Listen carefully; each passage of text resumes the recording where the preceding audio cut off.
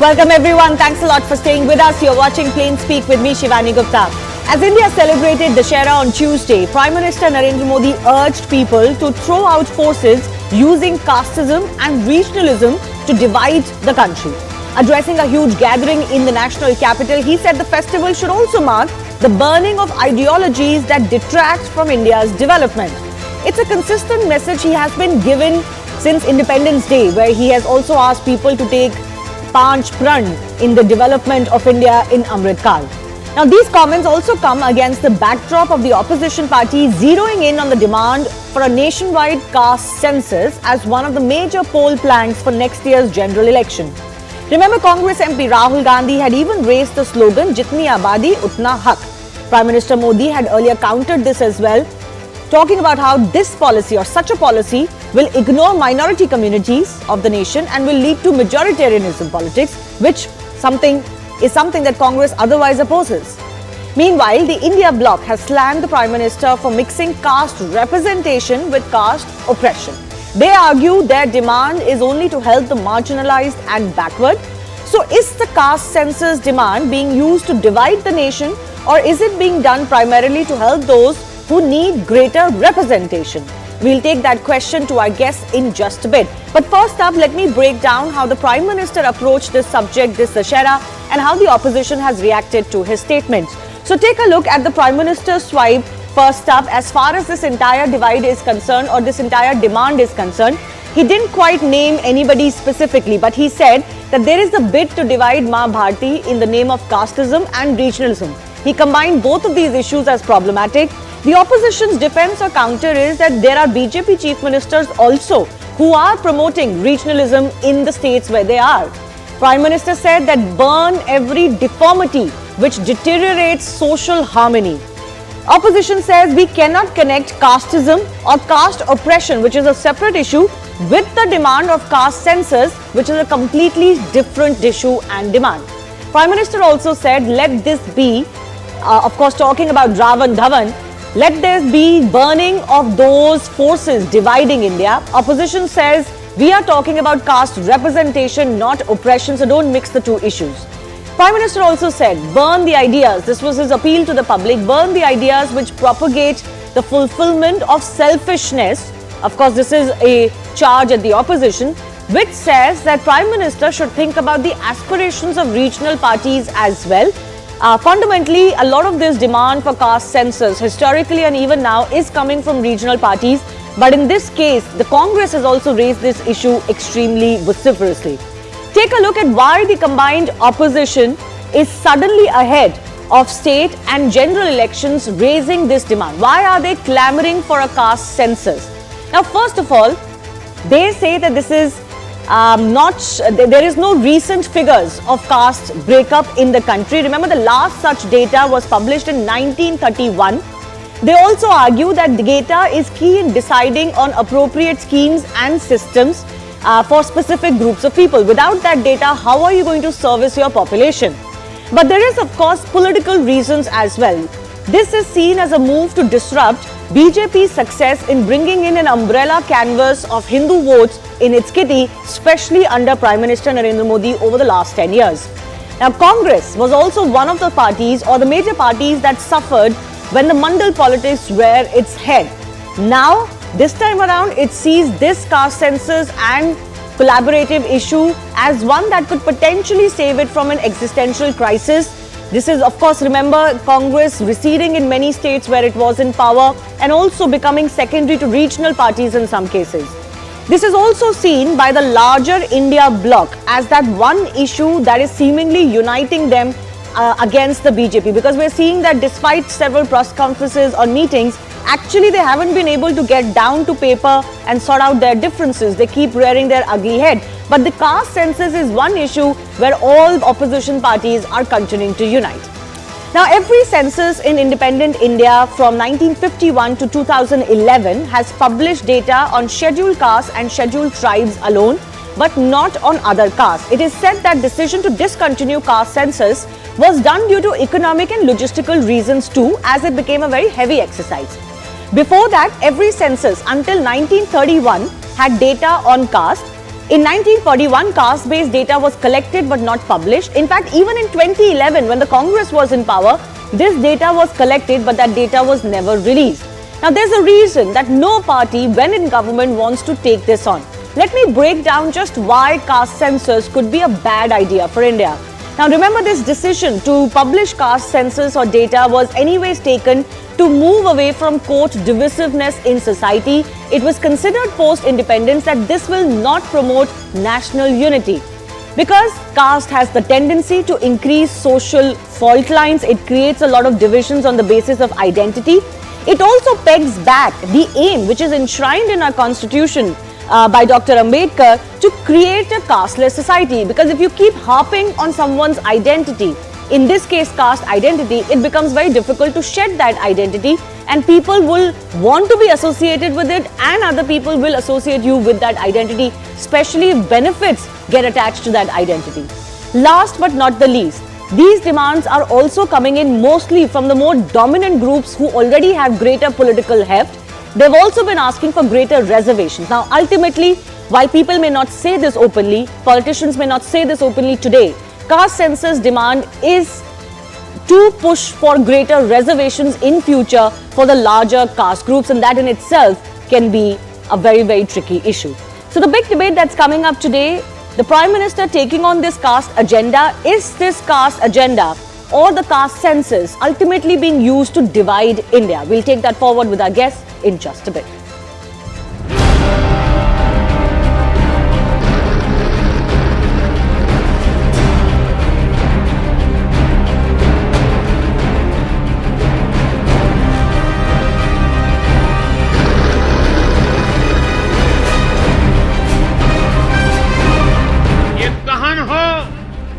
उन शक्तियों का जो जातिवाद और क्षेत्रवाद के नाम पर मां भारती को बांटने का प्रयास है।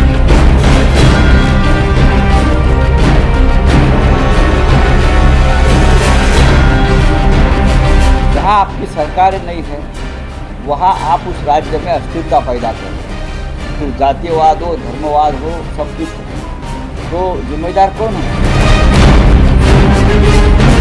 कास्ट सेंसस को वो जातिवाद के साथ जोड़ने का प्रयास कर रहे हैं जो बिल्कुल गलत है। It is always BJP that talks about religion, and he has in his own cabinet there was a minister who said let all Muslims go to Pakistan.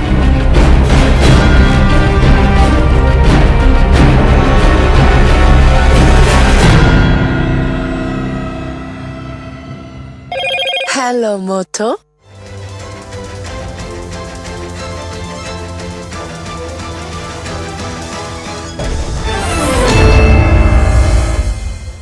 Let's go across to our guest joining us. Nikat Abbas is from the BJP. Professor Naval Kishore is the RJD spokesperson joining us. Mahima Singh from the Congress Party. Krishna Hegde is the Shiv Sena spokesperson. This is the Shinde faction. And of course, Tushar Gupta is senior editor Swarajya magazine, all joining us. I do thank you for your time. Mahima Singh, let me begin with you. While the opposition may have a point that caste oppression is a separate issue, caste representation is a separate issue, I take that point. But fundamentally, is it not also true that the caste census demand is a foundation for caste-based reservation? And that caste-based reservation, as the Prime Minister also said, could ultimately lead to divide India and have more downfall, have more problems than any benefits for the country at large. Jai Hind. Shivani, I would have agreed with you if ignorance was a better way of being, but I believe that while we live in a democracy like ours, where caste is a reality, where we know that BJP allies with smaller one caste community, single parties, you see they go to any extent to fragment the OBCs from the Dalits and align with these parties so that they can cling to the power. The BJP has a very confused stance, Shivani.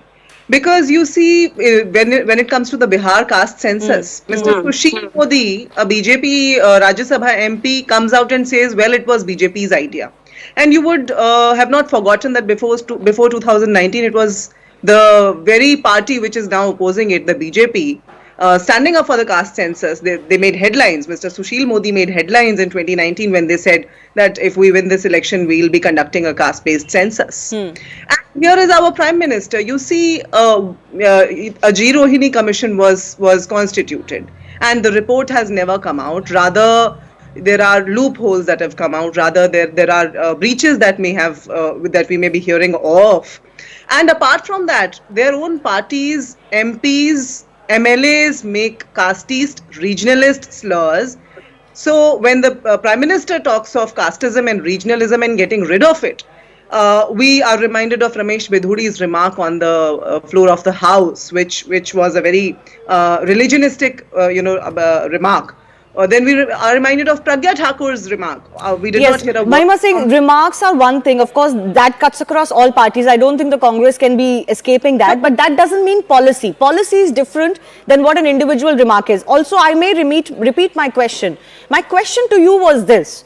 The demand for a caste census, is it not ultimately a foundation being made for Jitni Abadi Utna Haq? What Rahul Gandhi said.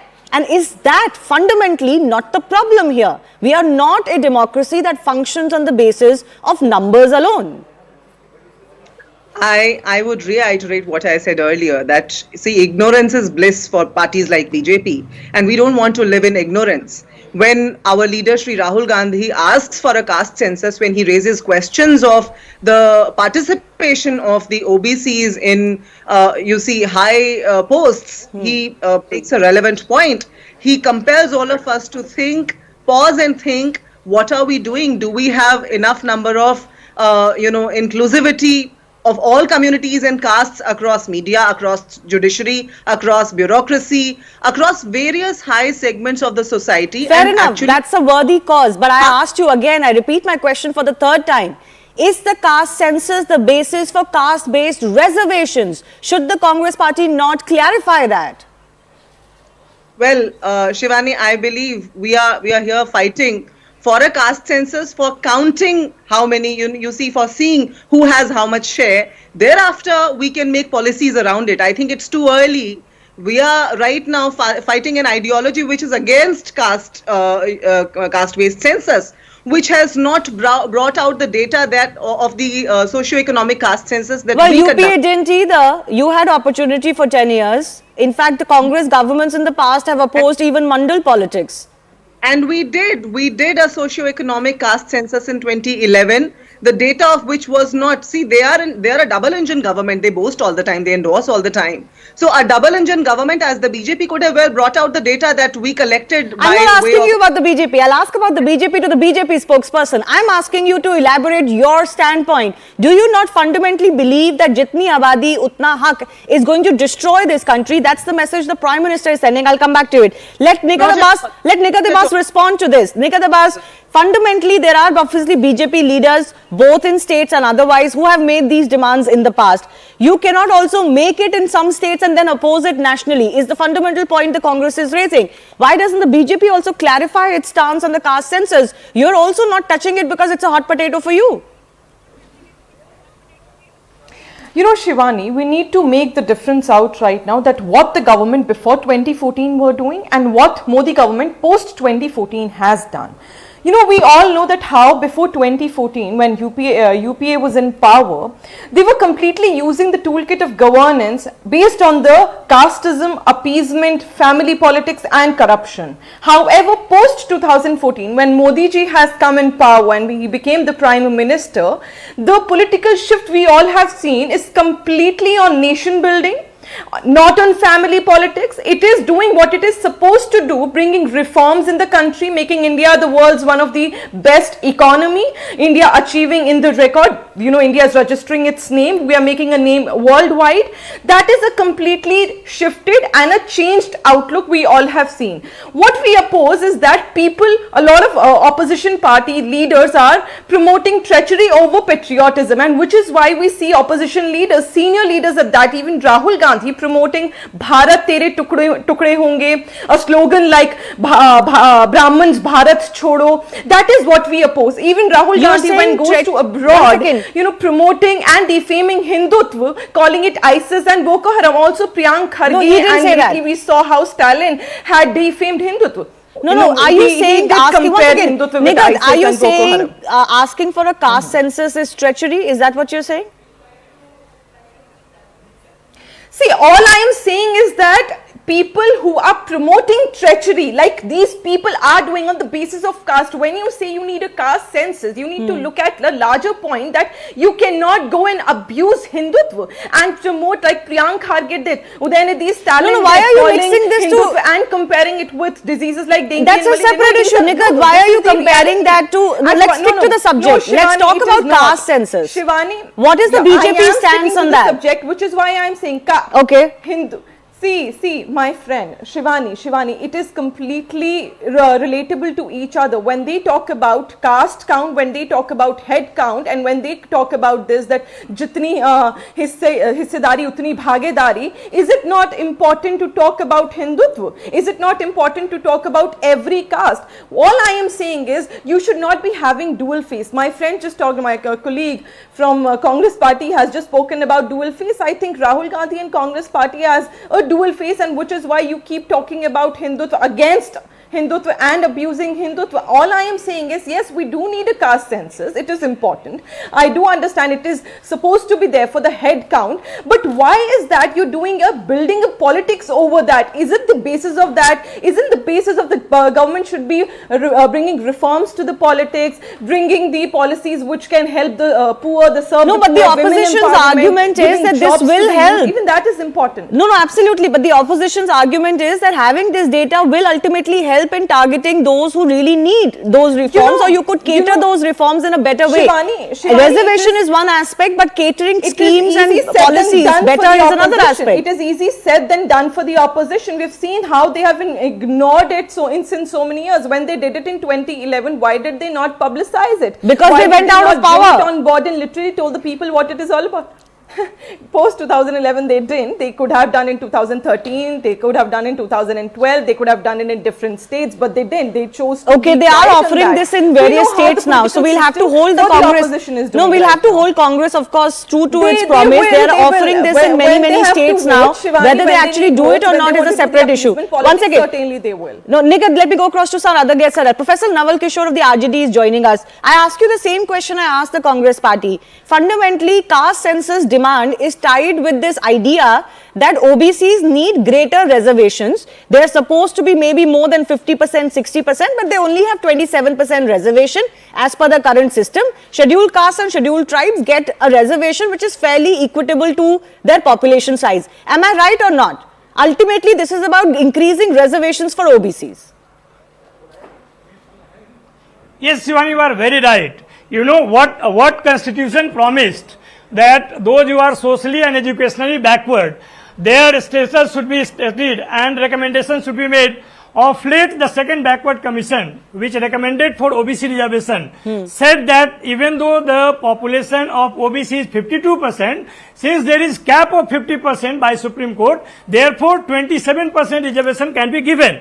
Once through the EWS, that cap has been broken, the demand has come. And this demand, even the first backward commission, second backward commission, Mungeri Lal commission has said in their report that had there been the contemporary data on caste, we could have given the better recommendations. Okay. So this caste data is something which suggests and says what is the state of caste-based inequality. Okay, so now I come to my fundamental question. Thank you for answering my question that this is tied to the reservation demand. Now I come to my fundamental question. अगर जितनी आबादी है उसके हिसाब से reservation मिलने लगा तो फिर equality की बात ही कहाँ रह जाएगी? तो फिर merit की बात ही कहाँ रह जाएगी? Don't you think fundamentally this is not a progressive idea? You cannot tie reservations to the numbers we have. Forget about the fact that only the greater population chunks will get those benefits, and this will lead to majoritarianism of another kind. Shivani जी, आपका जवाब अगर मैं देना चाहूं तो राम मनोहर लोहिया को आप गलत सिद्ध नहीं कर सकते जब उन्होंने कहा कि संसो पाने बांधी गांठ पिछड़ा पावे 100 में 60।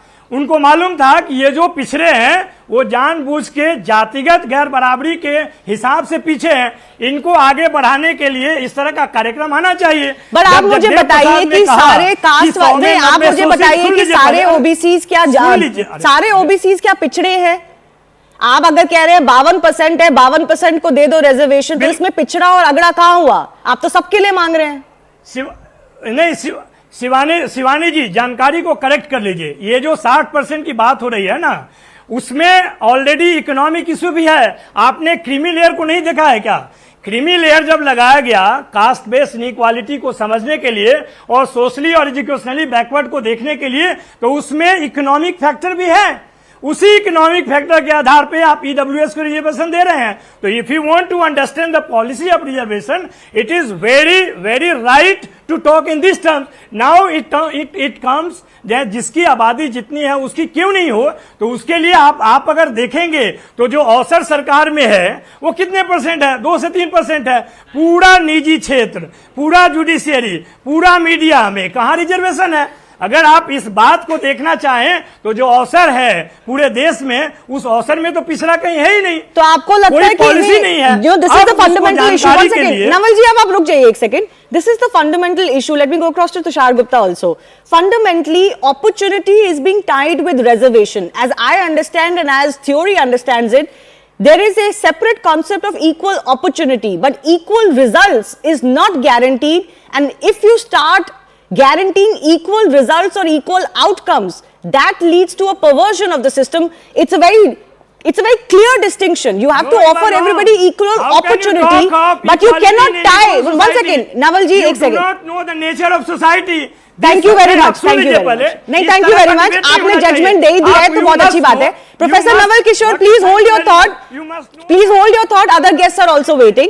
आपने जजमेंट दे दिया कि I don't understand the nature of society, I welcome your judgement, but I need to be able to say what I want to से। तो शायद this is fundamentally the issue where it is being argued that if you are 60% of the population, 60% of you should have reservation in what is otherwise based on merit to bring you forward. But they're not talking about the fact that reservations were only guaranteed for both socially and educationally backward. There is now, and of course, an economical backward EWS quota, but even that was not what the constitution talked about. You know, Shivani, there is not one policy, economic, developmental, progressive impact of caste census on the overall economy. All these people who are over-intellectualizing the utility of the caste census, not one of them can tell us how will it have a progressive impact on the overall macroeconomy, on development of both macro and micro aspects of the economy, on policy making, on infrastructure, on anything basically. The Congress spokesperson here says casteism is a reality, and I feel sad for the Congress because once upon a time there was leader Indira Gandhi who said we need to get rid of casteism. Today the Congress, infiltrated by the left, wants to encourage that casteism again, citing it as a reality and making the excuse of inclusivity. Now you pick up any BJP policy from the last 10 years, you pick up a few Congress policies from their UPA 1 and UPA 2 era, they were not tied to caste, they were tied to economic development, and they did not care about equal results, they cared about opportunities, they cared that everyone had equal access to opportunities, and the results then depend on merit. And I'm sort of worried, Shivani, that both the RJD and the Congress spokesperson have raised this question about representation in the media and judiciary. Now my question is, if Congress forms the government tomorrow, will it interfere with the judiciary when it comes to the composition of judges? Will they encourage private sector reservations because they're questioning the composition of caste-based hiring media? Look, they'll start with the caste-based census today. Tomorrow it will be about tweaking the government reservation policies in exams and jobs and so on. Day after tomorrow, they'll question private sector reservation. Now, we all know that private sector reservation is the end of investment in this country. No company, private limited, wants to be governed by such obsolete laws. So my question is that why is the opposition, which of course is not ruled by merit, it's ruled by dynastic politics. Can I respond? Sir, I'll come back to you. I'll come back to you. Hold your horses. Yes.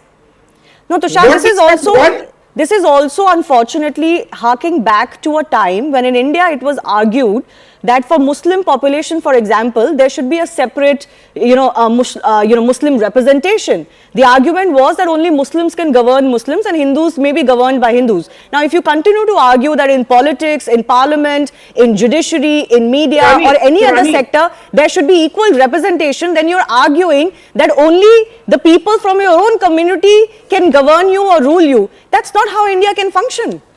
Absolutely. Shivani, one more point. The opposition keeps talking about jitni abadi, jitna haq, but where does it leave the minorities of this country? Precisely. The Muslims, which are make up for a very small minority in many states. You do not know this. Jains, Sikhs, Buddhists. What happens to them? You do not know this. What happened to you study Bihar census. Where does it leave? There are both Hindus and Muslims. Scheme of things. In so OBC. when Rahul Gandhi says "Jitni abadi utna haq," is he advocating for no presence of Hindus? Yeah, in the he's making. Just one second, Tushar. I have to go across to Krishna Hegde as well. Then I'll go across to Naval Kishore. Krishna Hegde, ultimately the Congress and the opposition also feels that this is that one issue that they can put back the BJP and of course the larger NDA, because the BJP and the NDA are also extremely nervous, possibly a little unsure of where they want to be as far as the issue of the caste census is concerned. No, Shivani, let me tell you one thing. The Congress ruled our country for 60 years, both in the center and in the state. And now when they are failed to do things, it is the typical case of ulta chor kotwal ko date and point the blame at everyone else, that is the BJP and the allies. So I don't think people buy that. Secondly, the Honorable Congress spokesperson was also talking about census. What happened in Bihar or is happening is they can't. It's not a census. It is a survey. It's a survey. Yes. The Census Act says that only the center is authorized to take a census and make the numbers. With Bihar, Bihar spokesperson is also here, my friend Naval Kishore. I must tell you that he also can tell you the same thing. This entire survey for 13 crore people was taken in 15 days only. So what kind of legitimacy does this survey have? It doesn't have. You can't do a survey of 13 crore people in 15 days and say, why don't you do the legitimate one? Okay, but let's leave that issue aside. Krishna Hegde, on the fundamental issue of whether a caste census should happen or not, what is your stand? See, the center has to decide on it, and it is not the state which can decide on it. However, if we are doing a survey, the data in all aspects is very important. Suppose we have to present the Maratha reservation in court or some other issue in court, or whether we have to give benefits to the people, we have to have some data in hand. Secondly, let me tell you, the Honorable Prime Minister spoke about two issues. He spoke about one, how the data of the casteism is being exploited and misused, and second, he spoke about patriotism. What the Honorable Prime Minister has always done in the last 9 years is sabka saath, sabka prayas, sabka vikas. Nothing. And no, that is what you are saying. Then I can also say, Naval Kishore, that you are doing only chara gotala, and every time you open your mouth, you can only think about done anything, sir. No, not like this. Please take him off. Krishna Hegde. Nothing has been done. Krishna Hegde, but ultimately the point is this, there are parties, both the BJP and like yourselves, allied with the BJP, who have also asked for caste-based quota, breaking that 50% threshold. So how do you complain about the opposition playing politics on this when you've done the same? No, obviously, you see, we are committed to the people of the state, we are committed to the Marathas, we are committed to the OBC, we are committed to all sections of people in Maharashtra, and therefore whatever best, this is a government works. It's not like the Uddhav Thackeray government which sits at home, goes to Mantralaya for 2.5 years, 2.5 hours in 2.5 years, and then tries to take decision from home and doesn't work. We are a government which works for the people and for the people and by the people, and therefore we will do everything for the people. Janhit और लोकहित में तो हम काम करते ही रहेंगे. Okay, is Janhit and Lokhit then so tied with caste identity and reservations alone is a question the larger Indian polity should ask itself. Where are we going? These reservations were anyway supposed to have a sunset clause. We've never heard about a sunset clause anymore. Yes, Naval Kishore, I'll give you a minute. You said कि बिहार में जो सर्वे हुआ उसमें Hindus भी हैं, Muslims भी हैं, OBCs में. आप मुझे बताइए कि मुस्लिम्स में तो कास्ट नहीं होती, तो फिर मुस्लिम्स कैसे आ गए ओबीसी डेटा में? नहीं, मैं कि कर्पूरी ठाकुर ने जब लागू किया कोटा विद इन कोटा 1977 में मुंगेरी लाल कमीशन आयोग के आधार पे, तो उन्होंने एनेक्सर 1 एनेक्सर 2 में जिन जातियों का चर्चा किया उसमें हिंदू और मुस्लिम से संबंध रखने वाले जातियां भी थी व्यवसाय के आधार पे। ये सिर्फ ये कहना जातियों की जानकारी होने से जातिवाद फैल जाएगा, ये कितना हास्यास्पद है। नहीं, चलो वो बात मैं मान लेती हूँ, जातियों की जानकारी से जातिवाद नहीं फैलेगा, लेकिन अगर जाति के नाम पे रिजर्वेशन होगी तो जातिवाद फैलेगा ना। क्या जब प्रधानमंत्री मोदी ने कहा कि मैं ओबीसी का हूँ, जातिवादी से क्या हूँ? जब उन्होंने कहा कि राष्ट्रपति जो है वो दलित समाज से हैं, वो जातिवादी थे। नहीं, रिजर्वेशन किया क्या जाति के नाम पे? बताइए जातिवाद का परिभाषा क्या है, ये क्या है आप बताइए तो पहले। जाति का जानना, जातियों के विषय जाति है सदियों से, वो तो मैं मान रही हूँ ना आपकी बात, उससे कोई दिक्कत नहीं है, किसी को होना चाहिए, डेटा सेंसस भी हो जाए, लेकिन क्या रिजर्वेशन जाति के नाम पे होनी चाहिए? बिल्कुल, ये संविधान कहता है, आपने पढ़ा नहीं है? संविधान नहीं कहता है, ये संविधान नहीं कहता है। वो क्या है जो हिस्टोरिकल इंजस्टिस में एससी आते हैं, उसका आधार क्या है? तो हिस्टोरिकल इंजस्टिस के नाम पे ओबीसी को भी रिजर्वेशन मिला है ना, लेकिन जितनी आबादी उतना हक, कहना क्या सही है, ये फंडामेंटल इशू है। ओबीसी रिजर्वेशन तो ऑलरेडी है सामाजिक तत्वों की। Anyways, I am running out of time, let me give 30 seconds to Mahima as well. Mahima, I wanted to add here, Shivani, that one quickly remembers how the BJP hastily withdrew its affidavit from the Supreme Court when it actually said the census is a union subject, but then they withdrew that affidavit because you see they've fragmented the single community groups there. And apart from that, Tushar Gupta said earlier that I said casteism is a reality. No, I said caste is a reality. Caste discrimination is a reality. And what Indira Gandhi ji said stands true to the date. We need to get rid of that discrimination. We need to get rid of that mindset.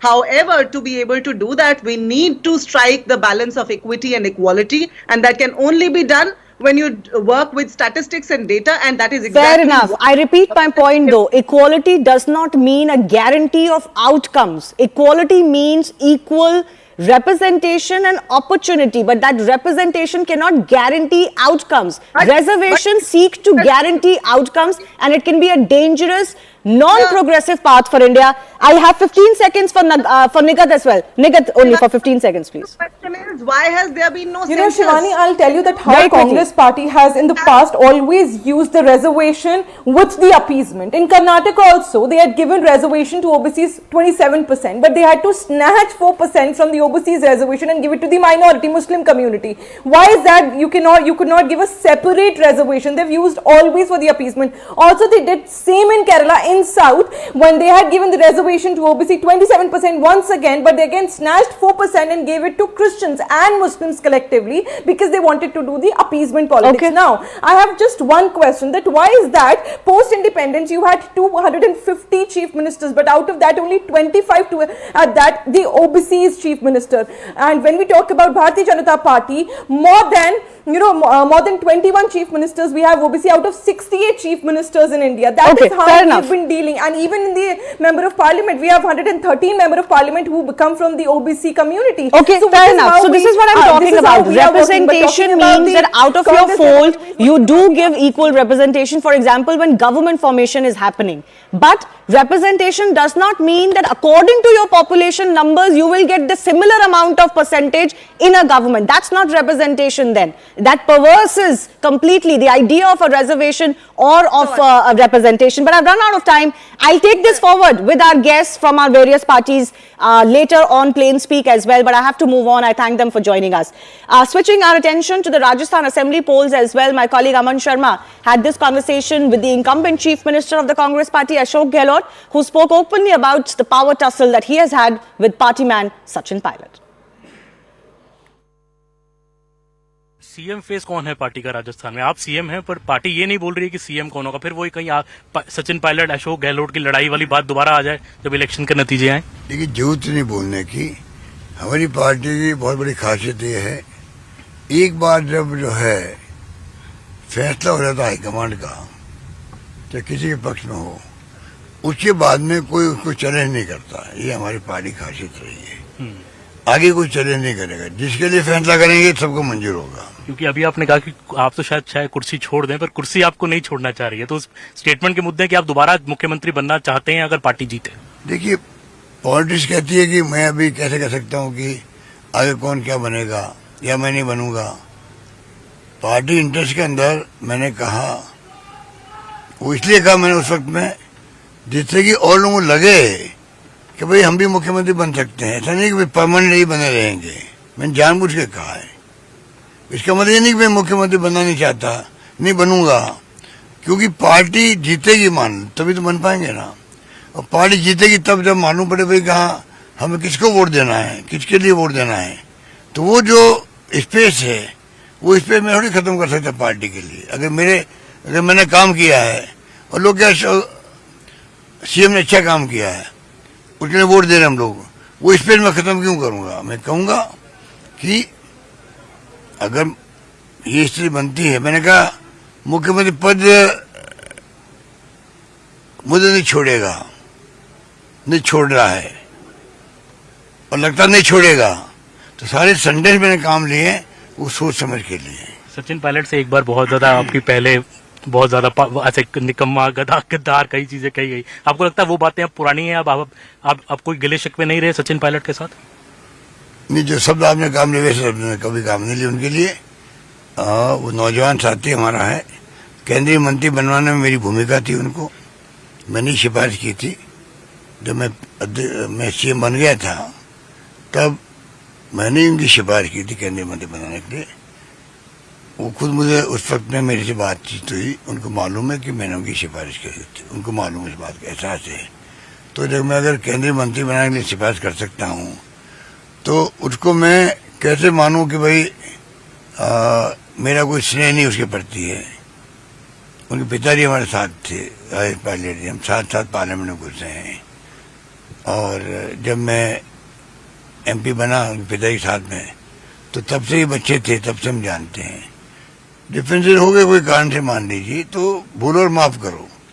आज देश के अंदर संकट की घड़ियां हैं, मेरा मानना है डेमोक्रेसी खतरे के अंदर है, और हम वफादार पार्टी के लिए हैं, तो मेरा मानना है सारी बातें भूल करके कैसे हम कांग्रेस के झंडा बुलंद करें, खड़गे साहब के, सोनिया जी के, राहुल गांधी के नेतृत्व में। ये थीम लेकर हम चलना चाहते हैं लाइफ के अंदर। Time for a very short break. On the other side, we're getting you an exclusive conversation with Dr. Vikram Sampath. Remember, author of many autobiographies, including ones that have been in much headlines recently. He's also now founding a new research organization for Indian historical and cultural research. What will this body aim to do? We'll take that forward in just a bit. Hello, Moto.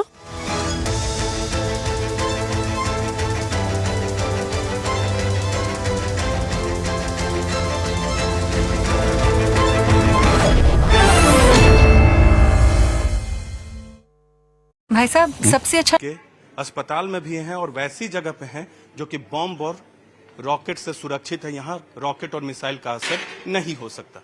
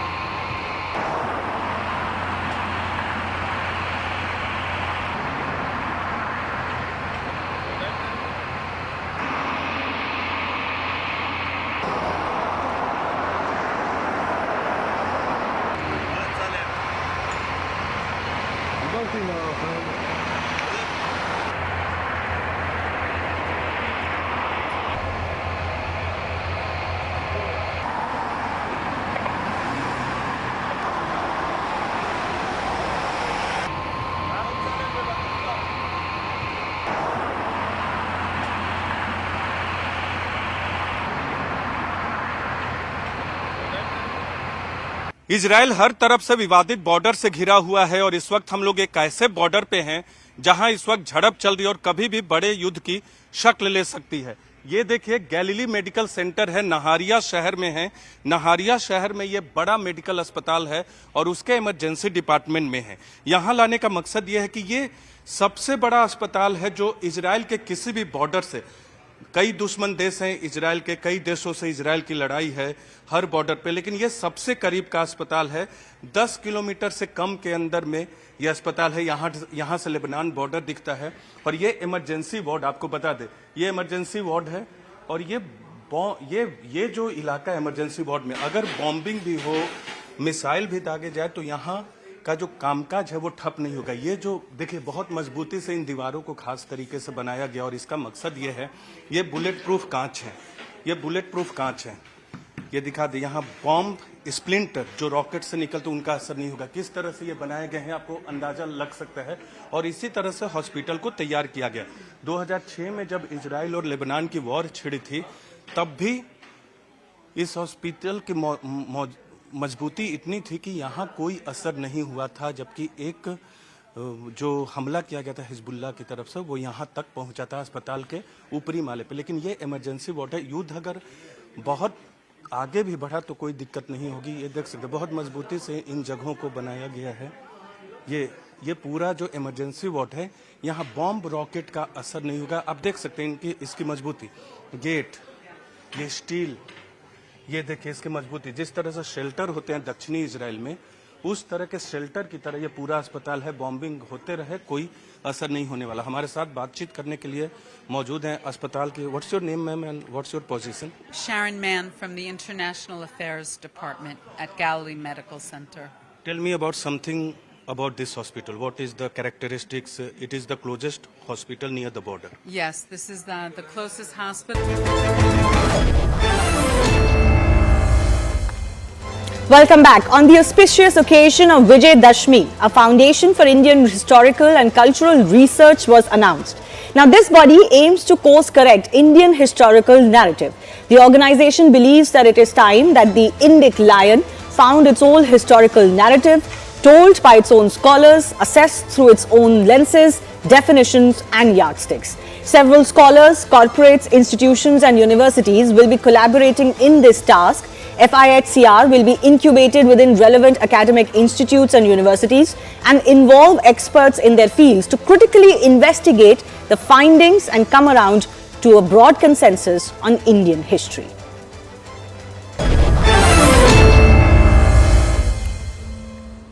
And to talk more about this, it's my pleasure to introduce Dr. Vikram Sampath, historian and founder of the FIHCR. Vikram, thanks a lot for your time. Let me begin by saying that you have mentioned on social media when you announced this yesterday that we seek to create a new fact-based narrative on Bharatiya Itihas from a nationalistic perspective and truly Indic lens. Now, nationalism is a much maligned term in the left-dominated academia. So when you say nationalistic perspective, can you explain what does that mean? Yes. Thank you, Shivani. It's a great pleasure to be on your show, and thank you for being the first one to talk to me on this idea since the time it was announced. Just before I answer your question, a little bit about the history of Indian historiography itself. In the 18th and 19th centuries, you had the Scottish historian James Mill, who in his History of British India, derided everything about India, her culture, her past, her history, and so on, and called it the most perverse and really it's something that outraged him. And almost in retaliation to his diatribe against Indian history and culture, even under colonial rule, the irony was that we had a series of rebuttals, which several people, since we were a slave nation, you couldn't openly come out and rebut your colonial master's claims, but anonymous articles that were written as the first Hindu, the second Hindu, the third Hindu, largely emanating in the 1840s from Maharashtra, these started rebutting James Mill's claims. And I think that laid the foundation of what is broadly termed as the nationalist school of historiography. And you had some very, very eminent scholars who came thereafter, R.C. Majumdar, Sarjadunath Sarkar, V.K. Rajwade, G.S. Sardesai, and later on, of course, people like Sitaram Goyal, Dharampal, and several others. I mean, this is just a snapshot of people I'm mentioning. But unfortunately, and the irony, Shivani, is that what we could achieve even in colonial rule, where an alternative version of what the colonial master was presenting to us, the freedom was there for our scholars then to provide. Ironically, after independence, that voice got completely throttled. You had a hegemonistic version of a very, very ideological, a very linear, a very simplistic kind of a narrative of what our history was, and I'll name it as the Marxist school, and which dominated all our academia, and especially from the 1970s, with the establishment of the ICHR and the political help that Indira Gandhi's government needed from the Marxists, the left parties, to survive. She bartered away the academia and some of the institutions to the left parties, who made it their stranglehold. And since then, there's been a complete, snuffing out of alternative voices in a discipline like this, which thrives on multiplicity of opinions, on differences, discussions, debates, dissent. That's bedrock of a democracy too, but that has never been allowed, one, in academic historiography. The second aspect is most of them follow a certain narrative of India, of looking back about our own country and its past with a sense of apologia, only emphasizing on the negatives, not giving credit where it is due, not, a historian's role is not to, stir up jingoism and all of that, but the converse is also not true, where you constantly feel ashamed about your past and the mistakes of the past, and the unethical practices, the unscholarly practices that many of these people indulged in, which has been brought to light several decades ago by the likes of Mr. Arun Shourie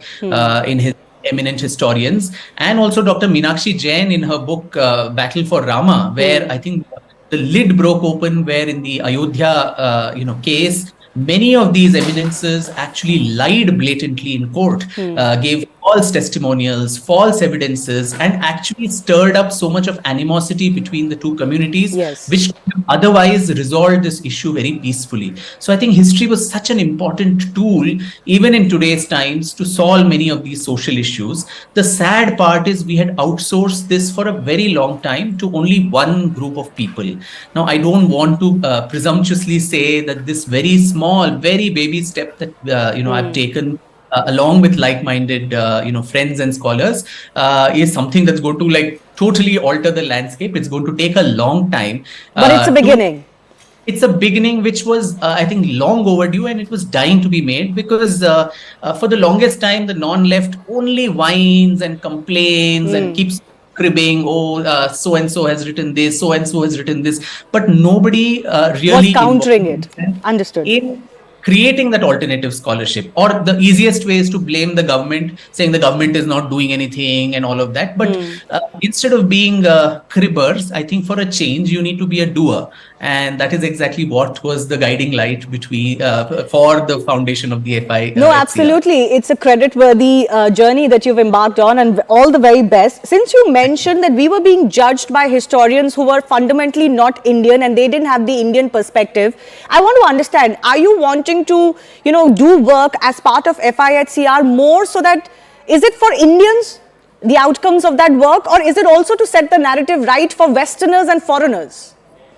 I think for both, Shivani. We I think a lot of the themes that we are looking at investigating would be historical themes which have a lot of, contemporary relevance. And also by going, I must emphasize, as, your slides there are showing, or by going to the primary sources. For the longest time, in India, probably the only country where you can pass off as a expert on ancient Indian history without knowing a single word of Sanskrit or Prakrit or Pali or any of the classical languages, Sen Tamil and any of those. You can be a medieval Indian historian and an expert and a celebrated one, and I'm not taking any names here, your viewers I'm talking about, they have openly said we don't know any Persian and Arabic. How does that really work? You're then relying only on translations by Westerners, which come with their own biases and lost in translations. So I thought, if me as a modern historian today, if I have to learn Sanskrit, and to master that, where in Vedic Sanskrit, one word can have 20 meanings, depending on the context, that would take me one lifetime.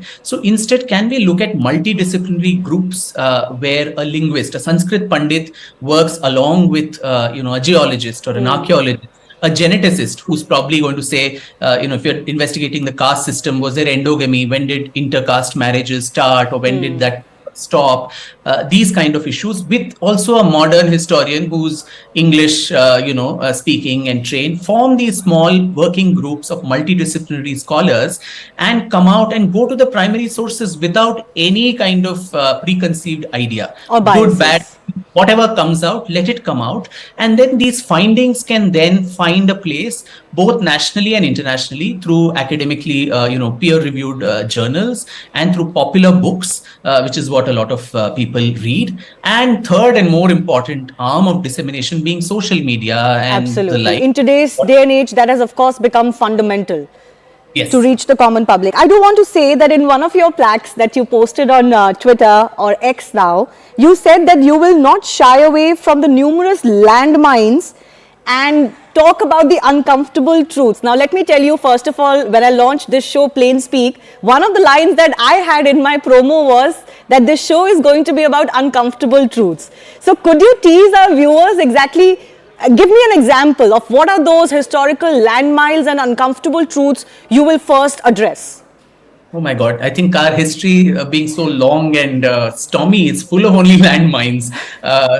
And for the longest time, I think we have shied away from talking about these what I've called, and you say, uncomfortable truths, the issue of invasions, the issue of, the way our culture was attacked, our temples destroyed, our centers of learning, demolished, and all of that. We somehow think we should not talk about this, brush it all under the carpet, and think that talking about this somehow upsets contemporary social cohesion among communities. And I think that is absolutely unfair even to communities today, that you are hyphenating them with invaders and telling them that you need to win their goodwill, you need to whitewash what happened in the past. Yes. Whatever atrocities happened in the past. I think you need to dehyphenate them and tell people today that these are not your heroes, and those who actually valorize such barbarians are really not on the side of India. That is one. Several other things. I mean, the caste system. Let us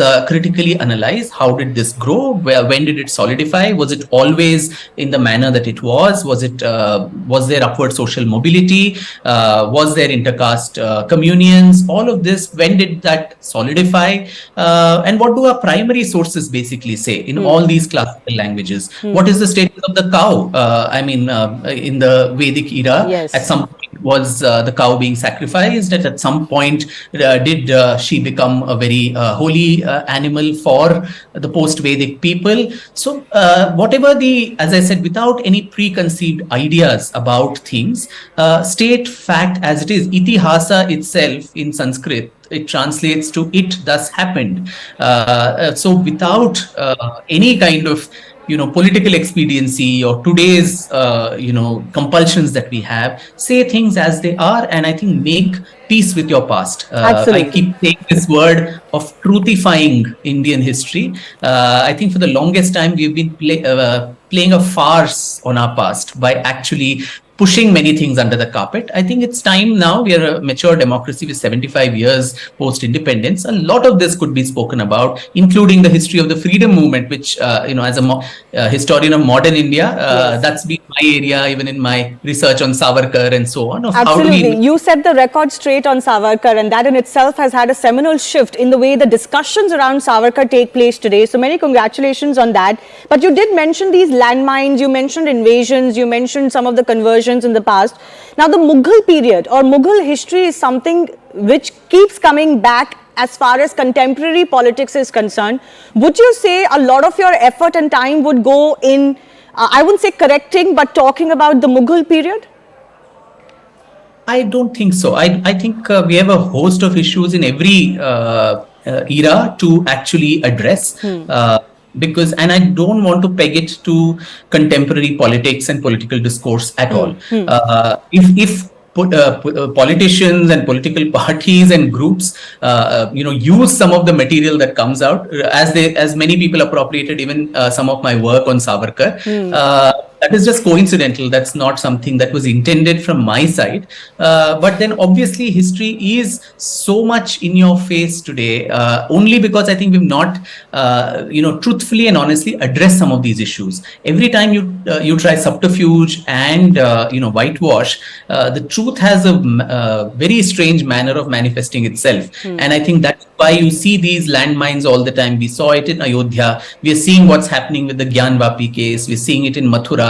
We see it in this whole renaming, of places and, this whole decolonization narrative that people are talking about. It's only because, as I said, for the longest time, we've not addressed the issues and looked them in the eye and said, this is it. Nobody today is responsible for any of this, but we're just stating things as they are and moving on for a better future. Yes. I think that is important when it comes to history as long, stormy and fractured as Indian history. Well, history shouldn't be a casualty to contemporary politics, that is one. But it was also said, Vikram Sampath, that history is one of those very important bastions, if I may use that word, which is extremely important in defining the journey or even the future of a country.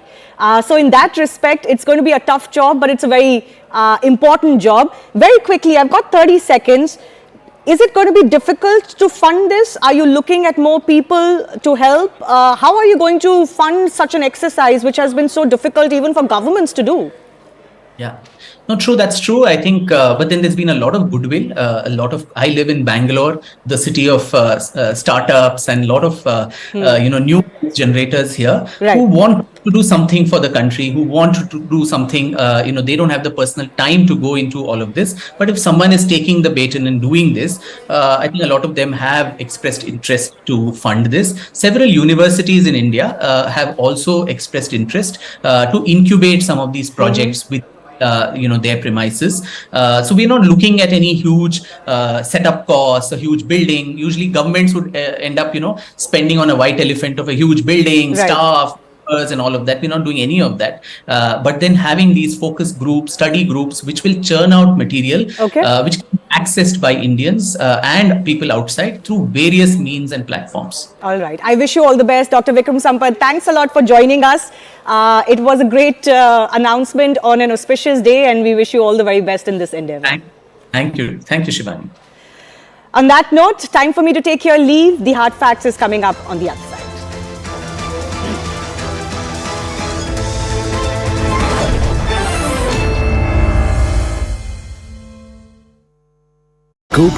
To any border of Israel, it's the we're 6 miles from the Lebanese border, the northern border, and we serve a very diverse community of more than 6 lakhs. Yeah, we serve a community of about 660,000 people. What is the, here you told me that even bomb can't destruct the structure. Our emergency department is fortified and protected. This is very protected. Yes, so it can be completely closed. This is like a shelter. It is exactly a shelter. It is exactly a shelter. So the idea is to provide a structure that we can provide care, hopefully all the time in times of peace, but and the time of war, because your country is in the time of war. Yes, but also in the time of war. We want Can you tell me something about the structure? कुछ बता सकती है? Can you It's tell? built. You can see the very thick walls. It could be completely. बहुत मोटी दीवारें हैं, देखिएगा. और कुछ है? It's fortified. It's protected. It's essentially a bomb shelter. From top also? It's a bomb shelter essentially, and ये bomb shelter है, इमरजेंसी वार्ड है, लेकिन बॉम्ब शेल्टर की तरह भी इसका इस्तेमाल होता है. यहाँ अगर बॉम्बिंग भी हो, जिस तरह के रॉकेट हमास छोड़ता है दक्षिणी इलाके में या हिजबुल्ला छोड़ता है उत्तरी इलाके में, लेबनान इजराइल की बॉर्डर पे हैं, यहाँ कुछ भी हमला होता है तो असर नहीं होगा यहाँ ये इतनी ये these glasses are bomb. Well, you can see that's outside the door, but the ceiling that is over the area where the ambulances Please show me. is also built to a higher fortified dimension. देखिए ये भी fortified है It provides protection. ये भी जब ambulance से मरीजों को लाया जाता है तो ये भी फोर्टिफाइड है यानी इतना मजबूत है कि बॉम्ब और रॉकेट का असर नहीं होगा इस तरीके से बनाया गया तो यहाँ भी लोग छुपेंगे और ये ग्लासेस जो हैं ये बुलेट प्रूफ हैं स्प्लिंटर प्रूफ है हम आपको Incoming patients and healthcare workers are provided protection as तो they. सबको प्रोटेक्शन मिलेगा जो चाहे इंजर्ड हो जो सोल्जर आए जो आम नागरिक आए या आम लोग हो यहाँ के स्टाफ हो अगर यहाँ वो हैं तो जो इलाज की पूरी कार्रवाई होती है उस पर कोई असर नहीं होगा और हम सबसे इजराइल और किसी देश के बॉर्डर के बीच में इजराइल और बाकी देशों के बीच जो बॉर्डर है उसके सबसे नजदीक के अस्पताल में है और कह सकते हैं कि जो दूसरा वॉर फ्रंट है यानी लेबनान इजराइल बॉर्डर का उसके सबसे नजदीक के अस्पताल में भी हैं और वैसी जगह पे हैं जो कि बॉम्ब और रॉकेट से सुरक्षित है यहाँ रॉकेट और मिसाइल का असर नहीं हो सकता